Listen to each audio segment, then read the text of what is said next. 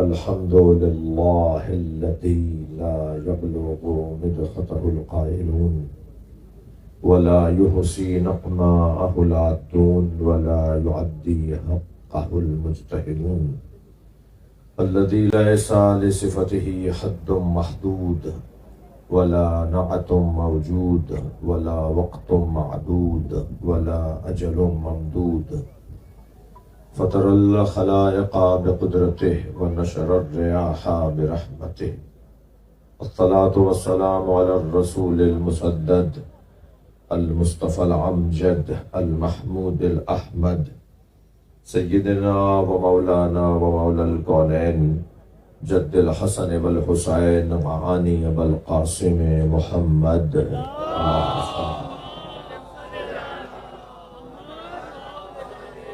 وآله الطيبين الطاهرين المعصومين الذين قال الله إنما يريد الله ليذهب عنكم الرجس أهل البيت ويطهركم تطهيرا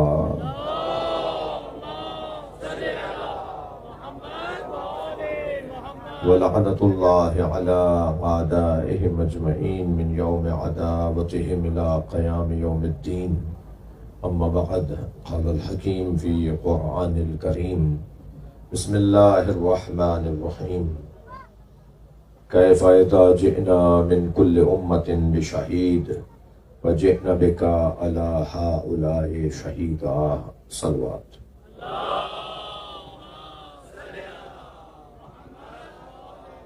ماشاءاللہ بڑی تعداد ہے، بلند صلوات دیا کریں۔ اللہم صل علی آپ اس سے بھی بلند پڑھ سکتے ہیں۔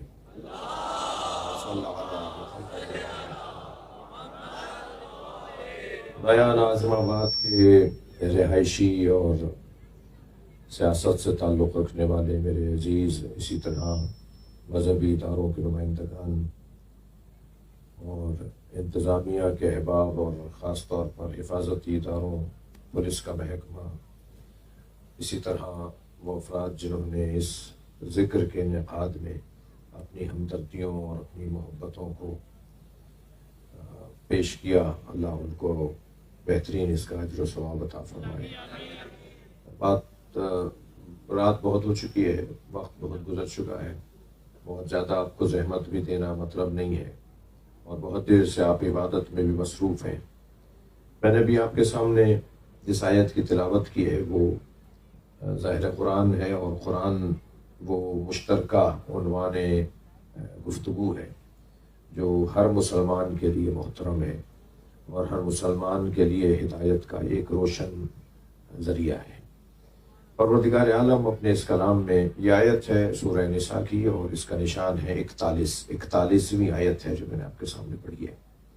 اللہ اپنے اس کلام میں ارشاد فرما رہا ہے کیف اذا جئنا من کل امت بشہید، اے میرے حبیب آپ نے دیکھا کہ کیسے ہم نے ہر امت پر ایک ناظر کو قرار دیا ہے، ہر امت پر ایک گواہ کو قرار دیا ہے، ہم نے ہر امت میں ایک سرپرست قائم کیا ہے۔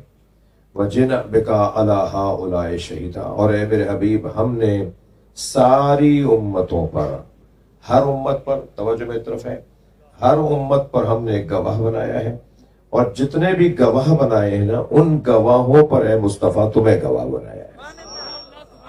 ایک صلوات علیہ کریں۔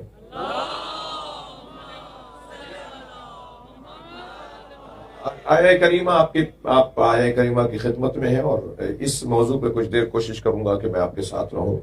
اے میرے حبیب یاد کرو کہ ہم نے کیسے ہم نے ہر امت پر ایک گواہ بنایا ہے۔ یہ آیہ کریمہ دو حصوں میں تقسیم ہے، ایک ہر امت پر اللہ نے گواہ بنایا جسے نبی کہتے ہیں، اور ایک سارے نبیوں پر اللہ نے گواہ بنایا جسے خاتم الانبیاء کہتے ہیں۔ یعنی سرکار دو جہاں کے بارے میں بھی آیت ہے اور سارے نبیوں کے بارے میں بھی آیت ہے۔ اگر میں یوں کہہ لوں، اپنے اس مطلب کو یوں بیان کر دوں کہ اللہ نے نبوت کے فلسفے کو بیان کیا ہے، نبوت کے مقصد کو بیان کیا ہے، اور نبی کے بارے میں جب مسلمان بات کرے گا تو پھر اس عنوان سے دو پہلوؤں پر گفتگو ہوگی، ایک نبوت عامہ اور ایک نبوت خاصہ. جی مولانا, ایک نبوت عامہ, ایک نبوت خاصہ. نبوت عامہ یعنی ایک عمومی گفتگو نبوت کی, اور ایک گفتگو ہوگی خاص گفتگو نبی کی. یعنی جب ہم عمومی گفتگو کریں گے نبوت کے بارے میں تو بات آئے گی حضرت آدم علیہ السلام سے لے کر اور حضرت عیسیٰ علیہ السلام تک 1,23,999 پیغمبروں کی جب ہم بات کریں گے, 1,23,999 نبیوں کی جب ہم بات کریں گے تو وہ نبوت عامہ ہے. اور جب ہم بات کریں گے صرف سرکار دو جہاں کی, ختمی مرتبت کی, خاتم الانبیاء کی, سرکار دو جہاں کی, سید الانبیاء کی, سردار انبیاء کی, تو وہ نبوت خاصہ ہے. یعنی تمام نبیوں کی گفتگو ایک طرف ہوگی اور نبیوں کے نبی کی گفتگو ایک طرف ہوگی. تو یہ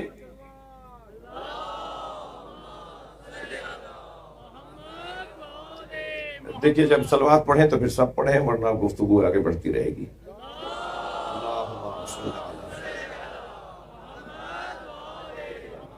یہ درود ایک ایسی عبادت ہے, ایک ایسی مشترکہ عبادت ہے کہ جس میں سنی شیعہ کا بھی کوئی مسئلہ نہیں ہے. کوئی مسلمان ہی نہیں ہے جو نبی اور آل نبی پر صلوات نہ پڑھتا ہو.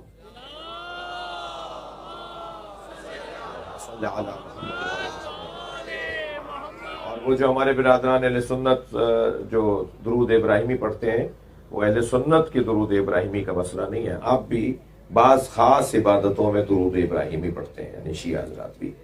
اللہم صلی علی محمد وآل محمد وسلم علی محمد وآل محمد وبارک علی محمد وآل محمد ورحم محمد وآل محمد کافضل ما صلیت وسلمت وبارکت وترحمت علی ابراہیم وعلی آل ابراہیم انک حمید مجید. صلوات.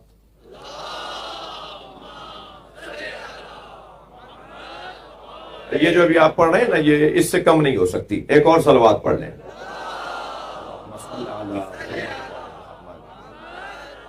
وہ مفصل اور مطول ہے, یہ مختصر ہے, مگر دونوں صلوات ہیں نبی اور آل نبی پر. ایسے ہی ہے. بات تھوڑی سی آگے جائے یا نہیں؟ میرا مجمع میرے ساتھ ہے, تھکے ہوئے تو نہیں, آپ اکتا تو نہیں رہی میری باتوں سے, یا سننا چاہ رہے ہیں تھوڑی دیر آپ مجھے؟ سب بسم اللہ بھی نہیں کہہ رہے, کیا کروں؟ سب بسم اللہ کہہ رہے ہیں. نعرہ تکبیر, نعرہ تکبیر, نعرہ رسالت, نعرہ رسالت, نعرہ.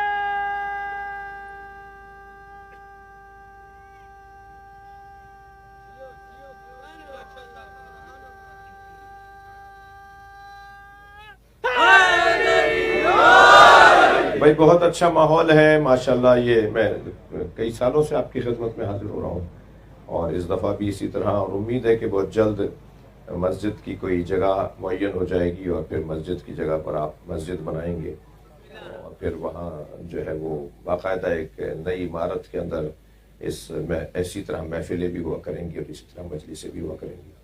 میں علاقے کے جو میرے مہمان سیاستدان ہیں ان سے بھی کہوں گا کہ اس حوالے سے اپنی دلچسپی کا اور اپنے تعلق کا اور اپنی خدمات کو فراہم کرنے میں اپنا حصہ ضرور ڈالیں. کوشش ہے یہ دوست کر رہے ہیں, انشاءاللہ بہت جلد ایک اچھی خبر ہوگی. ایک بلند صلوات اس دعا کی قبولیت کے لیے.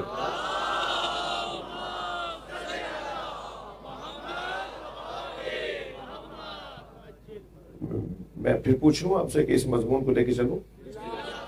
دیکھیے, دو طرح کی گفتگو ہوگی, ایک نبوت عامہ, ایک نبوت خاصہ.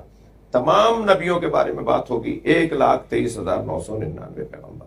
اور جب ہمارے نبی کے بارے میں بات ہوگی تو خاص گفتگو ہوگی, یعنی سارے نبیوں پر اللہ نے جسے گواہ بنایا ہے. محترم مجمع, شہید کا لفظ استعمال ہوا ہے. کیف اذا جئنا من کل امت بشہید وجئنا بک علی ہؤلاء شہیدا. اے میرے حبیب, آپ نے دیکھا کہ ہم نے ہر امت کے لیے ایک شہید قرار دیا ہے. شہید سے مراد گواہ, ناظر, دیکھنے والا, حالات سے آگاہ, دلوں سے آگاہ, سوچنے پر آگاہی رکھنے والا. اللہ نے دو طرح کے ہادی بنائے نا, ایک ہادی باطنی اور ایک ہادی ظاہری. ایک باطنی ہادی ہے, ایک ظاہری ہادی ہے. باطنی ہادی کے لیے فرمایا اول ما خلق اللہ العقل. حدیث میں اللہ نے سب سے پہلے عقل کو خلق کیا. یہ حدیث مبارکہ دیکھ لیا آپ نے. پھر ایک حدیث مبارکہ اسی سے ملی جلدی ہمیں نصیب ہوئی ارشاد ہوا اول ما خلق اللہ نوری، سب سے پہلے اللہ نے مجھ مصطفیٰ کے نور کو بنایا۔ یا رسول اللہ عقل پہلی بنی یا آپ کا نور پہلے بنا؟ بھئی ایک حدیث سرکار ہی کی ہے کہ سب سے پہلے اللہ نے عقل کو خلق کیا، سرکار ہی کی حدیث ہے کہ اللہ نے سب سے پہلے مجھ مصطفیٰ کے نور کو بنایا۔ یا رسول اللہ عقل پہلے بنی؟ اچھا ایک اور حدیث سنا دوں آپ کو، ایک اور بھی عجیب حدیث ہے، یعنی حدیث تو حدیث ہے، یعنی ایک ہمیں ایک دریچہ کھولتی ہے، ایک فہم اور فراست بڑھانے کا ذریعہ ہے۔ اول ما خلق اللہ العقل ایک حدیث، اول ما خلق اللہ نوری دوسری حدیث، اول ما خلق اللہ القلم، اللہ نے سب سے پہلے قلم کو خلق کیا ہے۔ اچھا یعنی قلم پہلے بنا، سرکار کا نور پہلے بنا، یا عقل پہلے بنی؟ میں اگر طالب علم ان تینوں حدیثوں کے بارے میں اپنی طالب علمانہ بات کروں گا تو یہ کروں گا کہ یہ تین کب ہے؟ بھائی جو عقل ہے وہی نور مصطفیٰ ہے، جو نور مصطفیٰ ہے وہی قلم پروردگار ہے۔ اللہ کا قلم کون ہے؟ اللہ کس کے ذریعے کائنات کو لکھتا ہے؟ اچھا آیت پڑھ دیتا ہوں، نون والقلم وما یسطرون، نون قسم ہے قلم کی اور ان سطروں کی جو اس قلم کے ذریعے سے لکھی جاتی ہے۔ وہ قلم کون سا ہے جس کے ذریعے اللہ کائنات کو لکھتا ہے؟ یہ ساری کائنات بنائی کس کے ذریعے سے ہے؟ جس قلم کے ذریعے سے اللہ نے کائنات کو بنایا اسی کو محمد مصطفیٰ کہا جائے۔ سرکار کا وجود اس پوری کائنات کے لیے قلم کی حیثیت رکھتا ہے، اور قلم بھی اللہ کا قلم بھائی، اللہ کا قلم۔ کچھ نہیں تھا اور سرکار کا وجود تھا، کچھ نہیں رہے گا مگر اللہ کا چہرہ باقی رہے گا۔ یعنی حجت خدا مخلوق سے پہلے ہوتا ہے، مخلوق کے بعد ہوتا ہے، مخلوق کے ساتھ ہوتا ہے۔ الحجت قبل الخلق و بعد الخلق و مع الخلق، حجت خدا وہ ہے کہ جو مخلوق سے پہلے ہو، مخلوق کے بعد، مخلوق کے ساتھ ہو۔ میں نے مضمون وہ لیا، میں وہ بات آپ کے سامنے کرنے کی کوشش کر رہا ہوں جو ہم سب مسلمانوں کا مشترکہ موضوع ہے، یعنی ہم سب کے لیے اگر کوئی چیز عزیز ترین موضوع کے طور پر ہے تو وہ فضائل سرکار دو جہاں ہے، عظمت محمد مصطفیٰ صلی اللہ علیہ وآلہ وسلم ہم سب کا مشترکہ مضمون ہے، ہم سب کا مشترکہ عنوان ہے۔ فہم و فراست اگر ہے تو وہ سرکار کی ذات ہے۔ میں تو قرآن کو پڑھ پڑھ کر بار بار تلاوت کرنے کے بعد ایک ہی نتیجے پہ پہنچا ہوں کہ پورا قرآن عاشق و معشوق کی گفتگو ہے۔ اب مجھے نہیں پتا کہ عاشق کون ہے اور معشوق کون ہے۔ بہت دیر تک بولتا رہوں گا کہ عاشق اللہ ہے، پھر کچھ دیر تک بولتا رہوں گا کہ عاشق سرکار کی ذات ہے۔ یعنی کبھی ہمیں اللہ عاشق نبی نظر آتا ہے اور کبھی نبی عاشق الہی نظر آتے ہیں۔ میں اس بحث کو اگر 2 جملوں میں ختم اور تمام کرنا چاہوں تو یوں کہوں گا کہ جب یہ محمد ہوتے ہیں تو معشوق ہوتے ہیں، جب احمد ہوتے ہیں تو عاشق ہوتے ہیں۔ اللہ نے آسمانوں پر ان کا نام احمد رکھا ہے اور زمین پر ان کا نام محمد رکھا ہے۔ سمیٰ فی السماء احمدا وفی الارضین محمد۔ صلوات پڑھ لیں محمد و آل۔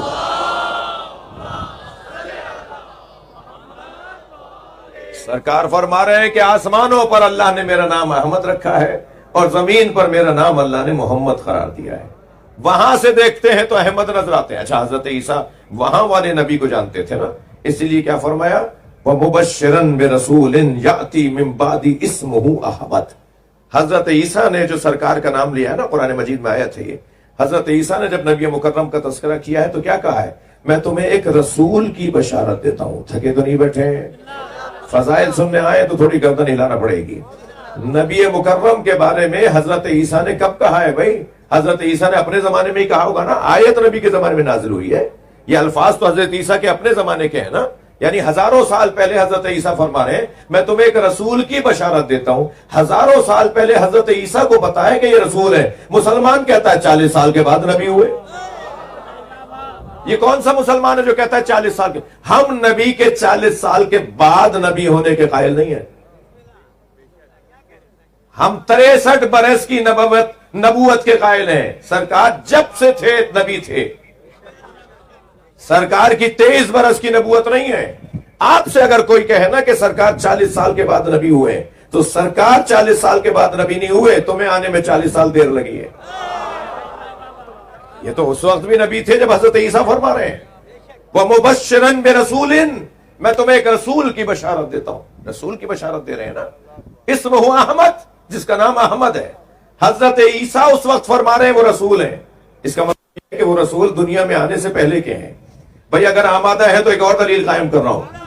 قرآن فارمولوں کی کتاب ہے، قرآن اصولوں کی کتاب ہے. اگر ایک نبی کے بارے میں بھی بیان ہو گیا ہے نا کہ وہ ماں کی گود میں نبی ہوتا ہے، تو پھر یہ ضروری نہیں ہے کہ ہر نبی کے بارے میں اللہ بار بار بتائے یہ بھی ماں کی گود میں نبی ہوتا ہے، یہ بھی ماں کی گود میں نبی ہوتا ہے. ایک نبی کے بارے میں بھی اگر اللہ نے قرآن میں کہہ دیا جو نبی ہوتا ہے وہ ماں کی گود سے نبی ہوتا ہے. ختم کیجئے ان بحثوں کو سینہ چاک کر کے کفر اور شرک کی غلاظتوں کو نکالا جائے اور پھر آپریشن کیا جائے. یہ کسی اور جگہ کی بات ہوگی، قرآن کے خلاف ہے. قرآن اس سے ہٹ کر سوچ رہا ہے. قرآن تو یہ کہہ رہا ہے میرا نبی اس وقت بھی نبی تھا. کون؟ حضرت عیسیٰ علیہ السلام. کیا کہہ رہے ہیں حضرت عیسیٰ؟ جب حضرت مریم کی گود میں حضرت عیسیٰ علیہ السلام کو دیکھا نا تو کیا کہا؟ انہوں نے کہا تمہارے تو بابا بھی ایسے نہیں تھے، تمہاری تو ماں بھی ایسی نہیں تھی، تمہارے تو ماں باپ ایسے نہیں تھے، یہ بغیر باپ کے بچہ کہاں سے آ گیا؟ حضرت مریم کی گود میں حضرت عیسیٰ کو دیکھ کر کہنے لگے تمہارے ماں باپ تو ایسے نہیں تھے، تمہارے ماں باپ تو باکردار تھے، یہ تم نے کیا کیا ہے؟ تمہارا بچہ یہ بغیر باپ کے بچہ کیسے آ گیا؟ تو حضرت مریم کو تو اللہ نے حکم دیا ہوا تھا کہ خبردار بولنا نہیں ہے، چپ کا روزہ رکھنا ہے. حضرت مریم خاموش تھی. ہمیشہ کچھ بولنا خدمت نہیں ہوتی، کبھی خاموش رہنا بھی خدمت ہوتی ہے. ہاں میرے بچوں، آپ توجہ رکھیں گے اس بات کی طرف کہ حضرت مریم خاموش. اب جب حضرت مریم خاموش تو ادھر تہمت لگ رہی ہے کہ تم کیسی ہو، ایسے آ گیا، یہ کہاں سے آ گیا. ادھر خاموشی کا حکم اور ادھر عصمت کی پاسداری. کیسے معصوم ہونے کو محفوظ رکھیں گے کہ یہ کام تو اللہ کا تھا نا. فوراً پروردگار عالم نے وہی نازل کی کہ خاموش رہو، اشارہ کر دو اس بچے. اب ایک مرتبہ حضرت مریم نے اشارہ کیا، فاشارت الیہ. قرآن کہہ رہا ہے کہ انہوں نے حضرت مریم نے حضرت عیسیٰ کی طرف اشارہ کیا تو انہوں نے دیکھا کہ اشارہ کر کر کے کہہ رہی ہیں کہ اس سے بات کرو، اس سے بات کرو. تو کہنے لگے کیف نکلم من کان فی المہد صبیا، یہ ہم سے کیسے بات کرے گا، ہم اس سے کیسے بات کریں گے جو ابھی گہوارے کا بچہ ہے، ابھی شیرخوار ہے، یہ ہم سے کیسے بات کرے گا. آپ نے یہاں بھی محسوس کر لیا نا، جو انہیں اپنے جیسا سمجھتا ہے وہ یہی کہتا ہے. جنہوں نے یہ سمجھا تھا نا یہ ہماری طرح ہے، بھائی ہم اتنا بڑا مجمع، ہم میں سے کوئی نبی رسول امام تو نہیں بیٹھا، کرتا نہیں رہا میرے ساتھ بات کرو تھا. ہم میں کوئی نبی رسول امام تو نہیں بیٹھا نا. ہم جو ایک جیسے ہیں اللہ نے انہیں ایک جیسا نہیں بنایا. دنیا میں کوئی جیسا نہیں ہے. مجھے معاف کیجئے گا، یہ کیمرے چل رہے ہیں، یہ گاڑیاں کھڑی ہیں، ہر سال کا ماڈل ایک جیسا. 2000 گاڑیاں بنائی فلاں کمپنی نے. میں کمپنی کا نام لے کے اس کی تبلیغ نہیں کروں گا، کسی بھی کمپنی کا نام نہیں لوں گا، آپ بات سمجھیے گا میں کیا کروں. فلاں کمپنی نے گاڑیاں نکالی ہیں تو وہ سال 2024 کا ماڈل سب ایک جیسے ہوتے ہیں نا. لیکن قربان جائیں اللہ کی خالقیت میں، ہر دنیا میں آنے والا نیا نظر آتا ہے. کوئی کسی جیسا نہیں ہے، کوئی کسی جیسا نہیں ہے. اللہ نے کسی کو بھی کسی جیسا نہیں بنایا. بچے بیٹھے ہیں اس لیے میں سادہ مثال دے رہا ہوں.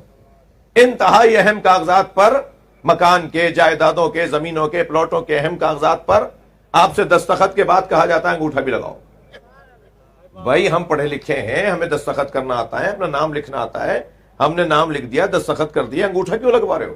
تو جواب آتا یہ ہے، جواب یہ آئے گا کہ دستخط پھر جعلی ہو سکتا ہے مگر اللہ کا بنایا ہوا دوسرا نہیں ہو سکتا.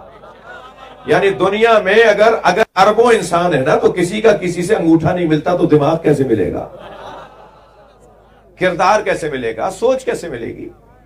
پولیس کے نمائندگان تشریف فرمائے ہیں، ان کے ہاں تو کرائم کے حوالے سے فنگر پرنٹ جو ہے وہ بہت بڑی ایک شعبہ ہے پورا، کہ انگلیوں کے نشانات سے معلوم ہوا کہاں کہاں اس جرم کرنے والے نے، اس مجرم نے کہاں کہاں ہاتھ لگائے تھے. سب جگہ سے وہ اس کے پرنٹ لے جاتے ہیں اور پھر جا کے چیک کرتے ہیں کہ ہاں یہی ہاتھ تھا جو 4 جگہ لگا تھا، یہی ہاتھ تھا جو 5 جگہ لگا تھا. اس کی بنیاد پہ یہ بندہ پکڑ لیتے ہیں. یعنی دنیا میں جتنے انسان ہیں نا کسی کی کسی سے انگلی نہیں ملتی، کسی کا کسی سے انگوٹھا. صلوات پڑھ لے نبی کی ذات پر.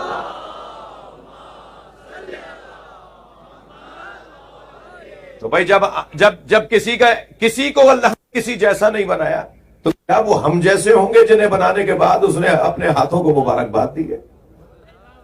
مبارک ہو تو بہترین مخلوق کا خالق بن گیا. جنہیں بنانے کے بعد وہ فخر کرتا نظر آتا ہے. تو سرکار کے فضائل، نبی مکرم کی عظمت کا باب اتنا روشن ہے کہ اللہ کے اور نبی کے ساتھ جو تعلق ہے، میں تو کبھی کبھی دیکھتا ہوں رضی بھائی، تو ایسا لگتا ہے کہ جیسے اللہ کو سوائے نبی کے کوئی نظر ہی نہیں آتا. عین ایک، لسان ایک، ید ایک، اذن ایک، جنب ایک، نبی کی ایک ایک ادا کو اللہ یاد کر رہا ہے. کملی اوڑھ کر آ جائے تو وہ ادا اچھی لگتی ہے. بھائی ساری دنیا سے وہ کہتا ہے کہ بستر چھوڑو مصلے پر آ جاؤ، بستر چھوڑو مصلے پر آ جاؤ، آرام چھوڑو مصلوں پر آ جاؤ، مگر اپنے نبی سے کہتا ہے قم اللیل الا قلیلا، کبھی بستر پہ بھی چلے جایا کرو. کیا انداز ہے بات کرنے کا، کیا طریقہ ہے بات کرنے کا. اس پوری کائنات میں اللہ کو جو سب سے زیادہ حسین اور عزیز وجود ہے وہ سرکار کی ذات ہے. کنت کنزا مخفیا، میں چھپا ہوا خزانہ تھا. فاحببت ان اعرف، میں نے چاہا کہ میں پہچانا جاؤں. فخلقتک یا محمد، اے محمد میں نے تمہیں بنایا اس لیے تاکہ میں پہچانا جاؤں. اور جب میں نے تمہیں بنا دیا تو پھر اب تمہاری خاطر میں نے کائنات کو بنا دیا. یعنی یہ پوری دنیا بنی ہے عشق مصطفیٰ پر، اور یہ دنیا قائم بھی عشق مصطفیٰ پر ہے. ممکن ہے یہ بچہ، یہ جوان بعد میں مجھے روک کر کے مولانا مجلس سننے آئے تھے، آپ یہ عشق اور عاشق اور معشوق کی کیا باتیں کر رہے تھے؟ یہ ممبر کی کون سی زبان بول رہے تھے آپ؟ ممبر پہ تو ایسے نہیں بولا جاتا. تو بھائی میں کربلا والوں سے بات کر رہا ہوں نا، حسینیوں سے مخاطب ہوں نا، امام حسین کی یاد میں جمع ہونے والوں سے بات کر رہا ہوں نا. کربلا تو عاشقوں کی زمین کا نام ہے، واقعہ کربلا تو عاشقوں کا واقعہ ہے. میں تو نہیں کہہ رہا. مولا علی جب جنگ صفین سے لوٹے نا، صلوات پڑھے تو میری بات سناؤ.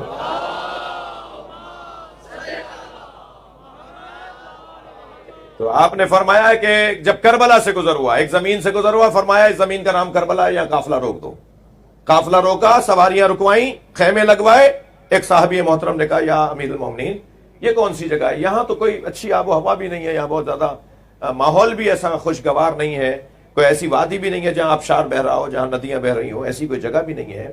تو آپ یہاں کیوں رک رہے ہیں؟ فرمایا ہا ہونا مسارع الشاق، یہ عاشقوں کے اترنے کی جگہ ہے.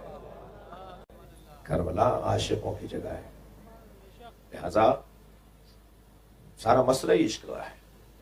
اتفاق ہوا ابھی بقیت اللہ میں جو ہم نے اشرا پڑھا تو ہم نے اس سے عنوان رکھا تھا فلسفہ خودی، خود اعتمادی، خود انحصاری.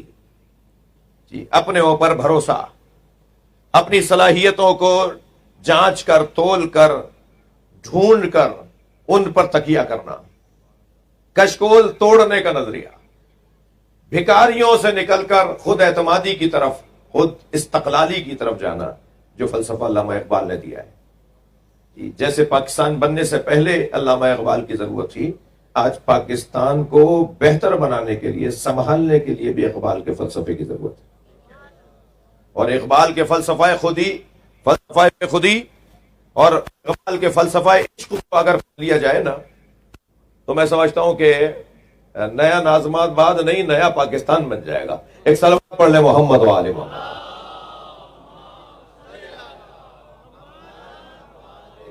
آپ تھوڑے تھوڑے سے خفا لگ رہے ہیں مجھ سے. آپ کا تعلق کون سی جماعت سے ہے؟ سیاسی اعتبار سے؟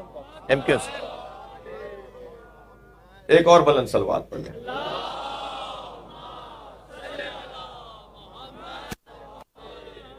بات روشن ہے بھائی، میرے پسند کا مضمون ہے، اگر آپ لوگ سننا چاہیں تو. یہ عاشقوں کا مجمع ہے نا، رات کے 12:15 بجے عاشقوں کا مجمع بیٹھ سکتا ہے یہاں پر بھائی، کیونکہ عاشقوں کو ماننے والوں کے لوگ بیٹھے، عاشقوں کو ماننے والے بیٹھے ہوئے.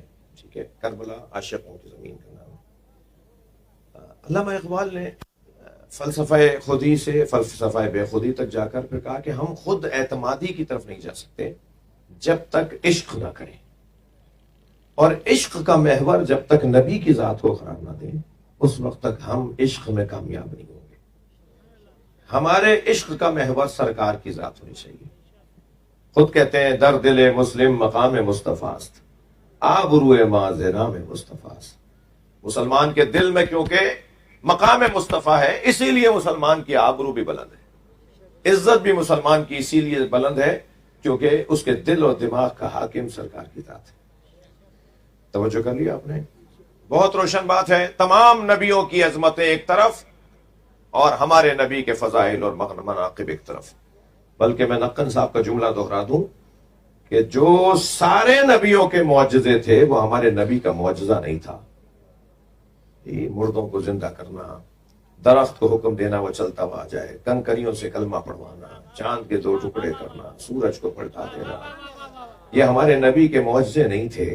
رتن صاحب فرماتے ہیں جو سارے نبیوں کے معجزے تھے، بڑا حسین جملہ ہے مولانا، جو سارے نبیوں کے معجزے تھے وہ ہمارے نبی کے مشغلے تھے. ہمارے نبی کا معجزہ تو قرآن ہے. ہمارے نبی کا جو معجزہ ہے قرآن ہے. آج تک قرآن سینہ چوڑا کر کے کہہ رہا ہے کہ ایک سورہ اس جیسا لکھ کر لے آؤ.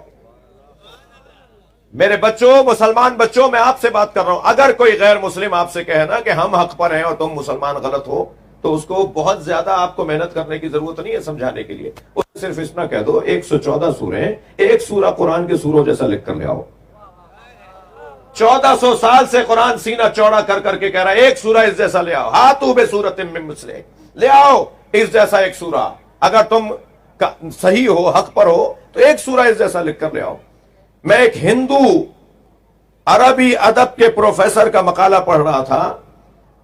پروفیسر گنگوی وہ اپنی کلاس لے رہے تھے کہ ان کے شاگرد نے ان سے کہا، بولنے والا بھی غیر مسلم تھا، کہ حضور قرآن نے 1400 سال پہلے کہا ہے کہ قرآن کے اتنے سارے سوروں میں سے ایک سورہ اس کے جواب میں لے آؤ، اس کے ٹکر کا ایک اور کلام لے کر آ جاؤ. تو قرآن ہارا اور تم جیتے. تو ہم تو پوری دنیا کے غیر مسلم ادیب سر جوڑ کر کیوں نہیں بیٹھ جاتے، ایک سورہ کیوں نہیں لکھ لیتے؟ تو انہوں نے فوراً کہا، بیٹا خبردار آئندہ یہ والی باتیں مجھ سے مت کرنا، تو موضوع کے مطابق بات کرو. قرآن کے جواب کی بات کہاں سے لے آئے؟ اس نے کہا حضور ایک سوال تو ہے نا، آپ ہمیں اس کا جواب دیں. کہتے ہیں نہیں، قرآن کا ایک چھوٹا بھائی ہے جسے نہج البلاغہ کہتے ہیں، دنیا اس کا جواب نہیں لا سکتی تو قرآن کا کیا جواب لائے گا؟ قرآن نبی کا سب سے بڑا معجزہ اور نبی کا معجزہ وہ قرآن مجید ہے. اور قرآن پڑھنے والے جانتے ہیں کہ قرآن پڑھ کر کیا سکون اور سرور نصیب ہوتا ہے. امام حسین شب عاشور قرآن پڑھنے کی خاطر، تلاوت قرآن کی خاطر جنگ کو مؤخر کروا رہے ہیں. یہ جو واقعہ کربلا عاشور کے دن گزرا سن 61 ہجری میں، تو یہ 9 محرم کو شروع ہو گیا تھا.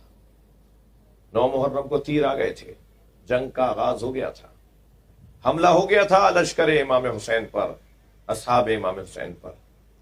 حضرت عباس کو بلا کے فرمایا، عباس جاؤ ان سے جا کے کہو کہ ایک دن جنگ آگے بڑھا دیں، مجھے اللہ کی عبادت اور کرنی ہے.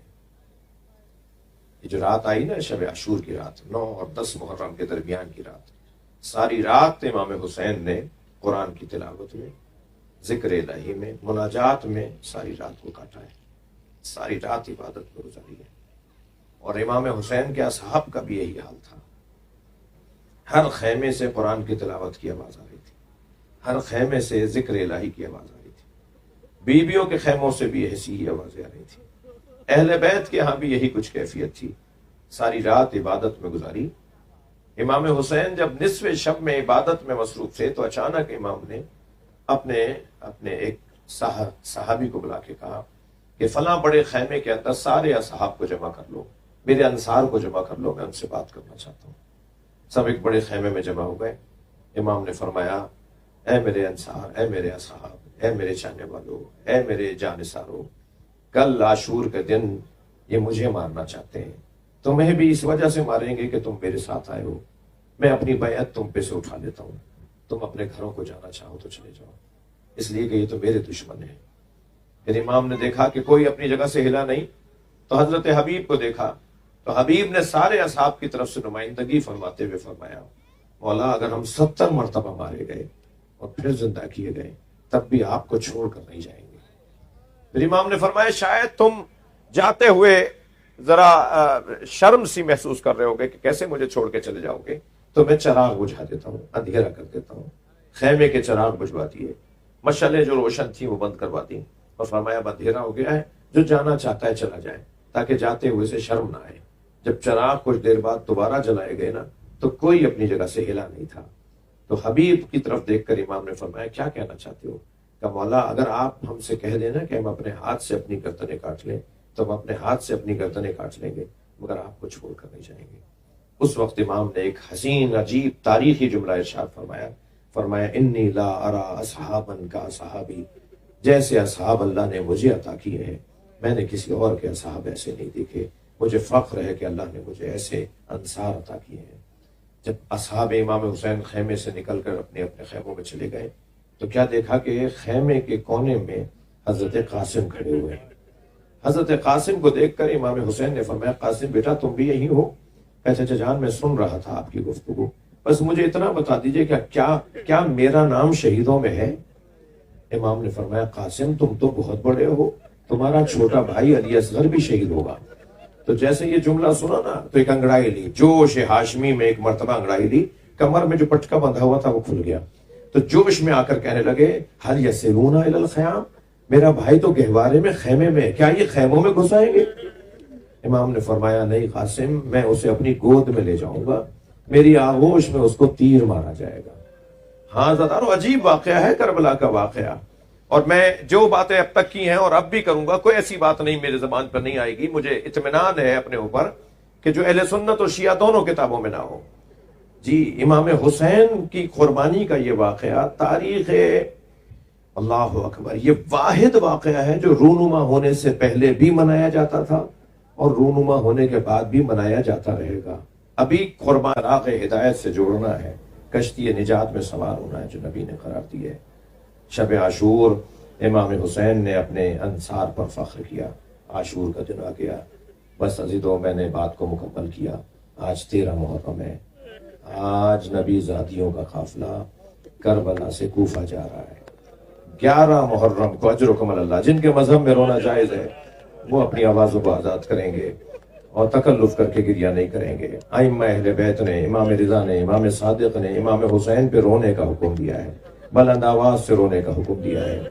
11 محرم کو جب مقتل سے بیویوں کو گزارا گیا نا، یعنی جناب زینب کو، جناب سکینہ کو، بی بی ام فروہ کو علیہ السلام، علیہ السلام، علیہن السلام، ان بیویوں کو جب وہاں سے گزارا گیا ہے نا تو عجیب منظر بنا ہے۔ جب جناب زینب امام حسین کے لاشے پر آئیں تو بی بی سے بھائی کا لاشا پہچانا نہیں گیا۔